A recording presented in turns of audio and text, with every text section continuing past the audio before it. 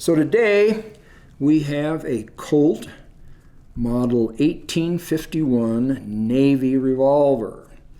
These were manufactured starting in 1851 on through 1870s, 1880s. They were still available. Wild Bill Hickok, even after cartridge revolvers were available, Wild Bill Hickok carried a pair of these and used them in some of his famous gunfights. And he shouldn't have turned his back on the door when he was shot and killed.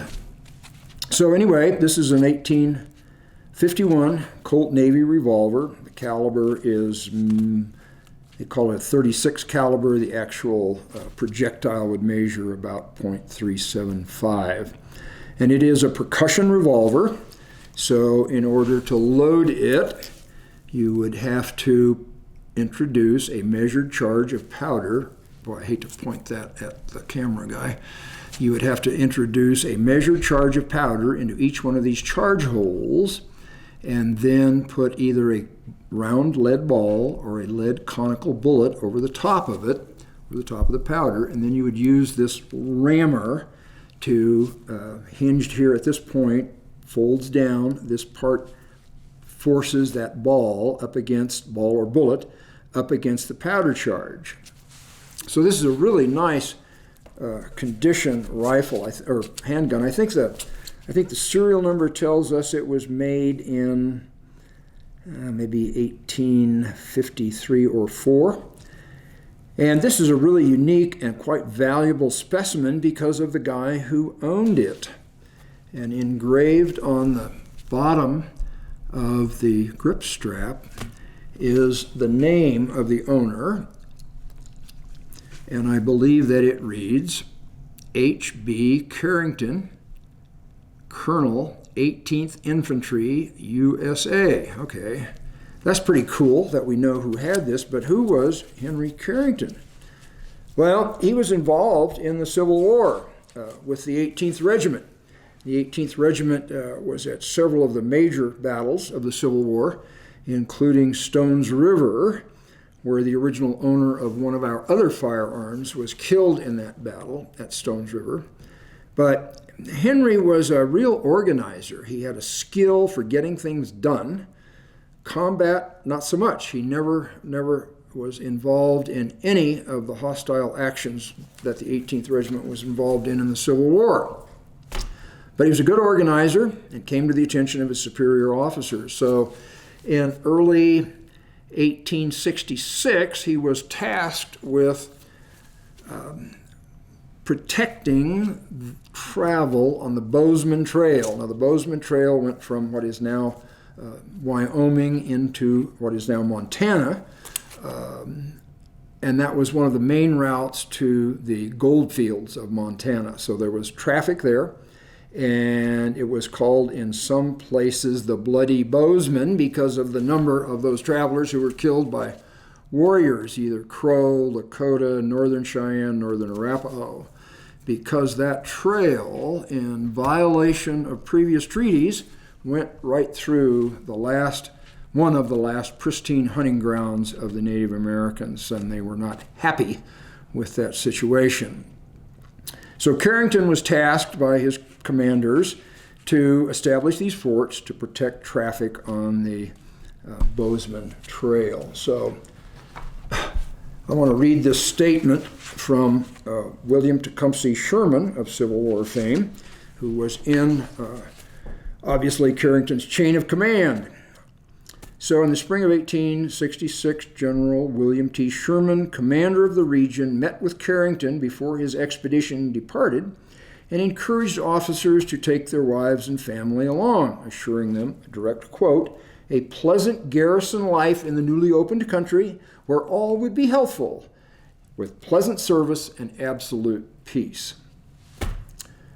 So between August 1 and December 31st, 1866, those Lakota, Northern Arapaho, and Northern Cheyenne warriors killed 144 people, wounded dozens of others in the vicinity of Fort Phil Kearny, again, between August 1st and December 31st. And that includes the 81 men that were killed in the Fetterman Fight.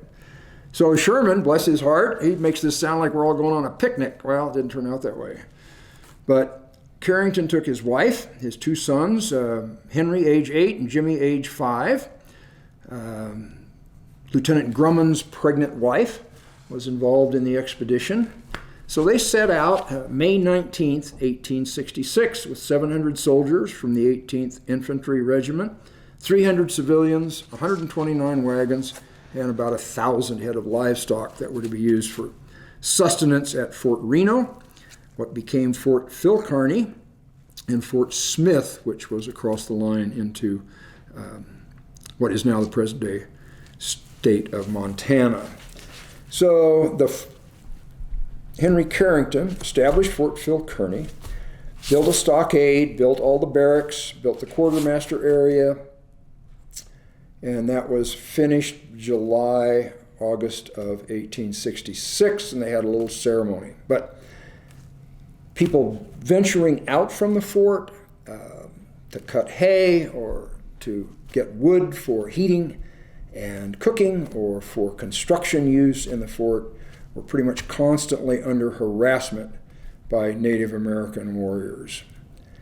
And the most glaring, probably, incident certainly occurred on December 21st, 1866, when a contingent under Captain William Fetterman and Lieutenant Grummond were ordered by Carrington to relieve the attack on one of these wood trains that was in trouble. So by the time they got organized and out the front gate of the fort and had started to depart, Carrington called them back and said, "Relieve the wood train, do not go over Lodge Trail Ridge." So by the time they left the fort, they were receiving signals from the wood train that they were no longer under attack. But there were 10 or a dozen warriors racing along Lodge Trail Ridge, mooning the soldiers, taunting them.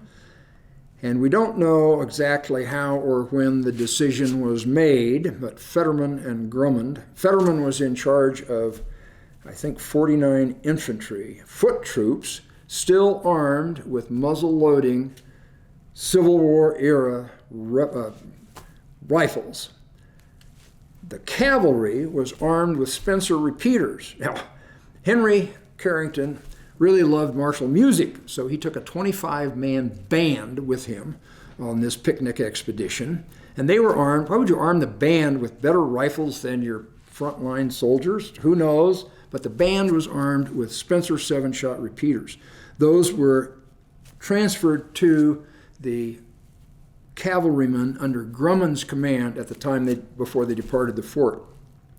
So anyway, Grummond and Fetterman and their troops and 2 civilians, Wheatley and Fisher. Wheatley and Fisher had brand new 17-shot Henry rifles. They were anxious to try out, and they certainly got that opportunity. When they went to retrieve the bodies, Wheatley had over 100 arrows in his body, which indicated he had sold his life very dearly to the chagrin of the warriors. So anyway, all 81 of those people on that detail were killed. The bodies were mutilated and eventually retrieved and buried there. So obviously you lose 80 troopers. Your defensive capabilities at Fort Phil Kearny are compromised. So Carrington asked for volunteers to carry news of this disaster to Fort Laramie. So a guy named Portuguese Phillips, you see him in the Frontier Days parades, made a 4-day ride in a raging blizzard with temperatures 25 to 30 degrees below zero. He arrived at Fort Laramie on the evening of Christmas Day. He traveled mostly at night to avoid conflict with the Native Americans. Killed the horse. He rode the horse so hard that it was Carrington's horse, and it died from the exertions to report this disaster. Well, what does the military do when things go wrong? They look for somebody to blame for it. And Carrington was immediately relieved of command at Fort Phil Kearny and ordered to report to Fort Casper, with some of his contingent of 18th Regiment. So they leave, after the first of the year, they leave Fort Phil Kearny en route to Fort Casper. One of the soldiers freezes to death en route. Several in that contingent had amputations of fingers, toes, hands because of frostbite. They had stoves in the wagons to try and keep the women and kids warm. So Carrington and his entourage get to Fort Casper, and again, military changes their minds. Oh, you need to go to Fort McPherson in Nebraska. So they had to backtrack over 100 miles. Again, cold weather, raging blizzards. And at some point between Fort Casper and Fort Laramie, Colonel Carrington managed to shoot himself in the groin, possibly with this revolver. And that's not really funny, because can you imagine a bullet wound and you're in a wagon in rough country and the temperature's 20 below zero? It couldn't have been a pleasant trip at that point. He shot himself. Some sources say February 5th, some say February 6th, but it's pretty well documented by the surgeon's report that he arrived at Fort Laramie on February 10th, and the bullet was removed from his body on the 11th. He eventually recovered. His career was damaged, perhaps beyond repair, and he and both of his wives wrote books attempting to shift the blame from Carrington as commanding officer at the fort to Fetterman in particular for violating those orders and going over Lodge Trail Ridge to his demise. It's interesting, there's a theory that Carrington was a carrier of tuberculosis because both of his wives, first wife Margaret, the second wife was Grumman's widow, but both wives and two of his sons died of tuberculosis, but he didn't have that problem, but could have been a carrier and passed it on to his family. Anyway, really neat 1851 Colt percussion revolver with a really great Wyoming story attached to it. So if you have comments, there's a place to do that below the videos. And you're certainly welcome to give us a call at the museum if you want to come in and talk about this particular firearm or anything else that is of interest to you. We'd be glad to schedule some time for you. So again, nice revolver, great story. Thanks for watching.